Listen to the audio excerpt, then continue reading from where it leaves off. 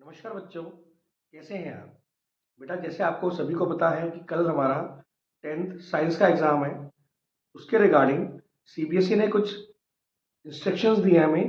एक उन्होंने अभी हमें आज 24 तारीख है जैसे, तो उन्हें सर्कुलर भेजा है अभी हमें। बेटा, एसएसटी और साइंस दोनों एग्जाम्स के लिए वो सर्कुलर है, तो वो सर्कुलर आपको थोड़ा ब्रीफ कर देता हूँ। थोड़ा प्लीज़ ध्यान से सुनिएगा मेरी बात को, क्योंकि ये बहुत इंपॉर्टेंट रहने वाला है आपके लिए। कल आपको साइंस का एग्ज़ाम और आगे जो एसएसटी का एग्ज़ाम होगा वो आपको कैसे अटेम्प्ट करना है उसके रिगार्डिंग प्लीज़ ध्यान से सुनिए। Guidelines to class 10 students for board examinations. बेटा, जो साइंस का पेपर है उसमें हमें ये देखने को मिलेगा कि पेपर 3 सेक्शंस में डिवाइडेड होगा। ठीक है बेटा, section A, section B and section C. जहाँ पे जो सेक्शन ए होगा वो बायोलॉजी का होगा, सेक्शन बी हमारा केमिस्ट्री का होगा और जो सेक्शन सी है वो हमारा फिजिक्स का होगा। उन्होंने सीबीएसई ने क्या बोला है हमें कि आपको जो पेपर है उसको 3 सेक्शंस में ही डिवाइड करना है।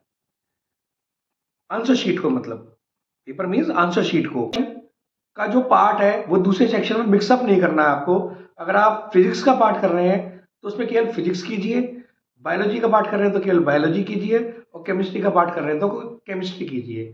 मान लीजिए आपने तीनों चीजें अटेम्प्ट कर ली और उसके बाद आपका कोई क्वेश्चन अटेम्प्ट करने से रह गया आपका, तो आप अगर उस क्वेश्चन को लास्ट में भी कहीं लिखते हैं तो आप सेक्शन जरूर डालेंगे।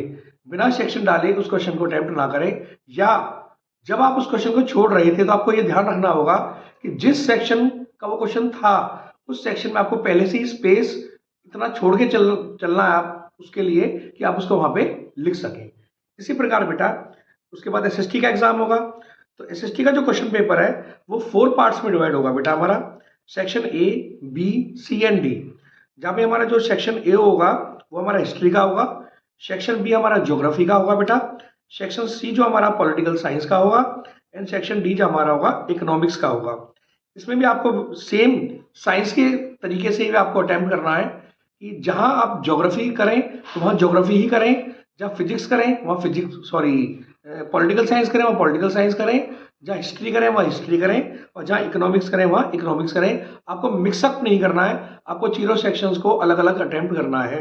कोई चीज रह जाती है तो आप उसको लास्ट में कर सकते हैं, लेकिन प्रॉपर सेक्शन आपको वहां पे लिखना पड़ेगा।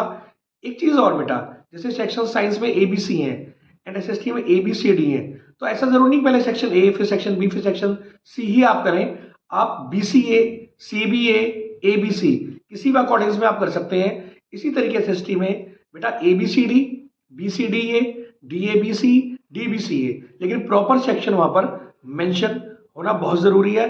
अगर आपने एक सेक्शन के क्वेश्चन दूसरे सेक्शन में या दूसरे के तीसरे सेक्शन में लिख दिए तो बोर्ड ने स्ट्रिक्ट इंस्ट्रक्शंस दिए हैं कि आपके वो क्वेश्चंस मार्क नहीं होंगे, चेक नहीं होंगे। इसका नुकसान केवल आपको ही उठाना पड़ेगा, इससे एग्जामिनर का, बोर्ड का कोई नुकसान नहीं है। तो बेटा, आपके पूरे साल भर की मेहनत है, पूरे साल भर की मेहनत को ध्यान में रखते हुए, अपने पेरेंट्स की उम्मीद को, अपने टीचर्स की जो उम्मीद आपसे लगाई है उनको देखते हुए, जो आपने पढ़ा है केवल आपको वो पेपर में कैसे लिखना है, कैसे सेक्शन वाइज उसे करना है, उस पर बेटा मेरी टिप्स पे ध्यान दीजिएगा। Thank you, have a nice day. आपका पेपर कल बहुत अच्छा हो, उसके लिए बेस्ट ऑफ लक।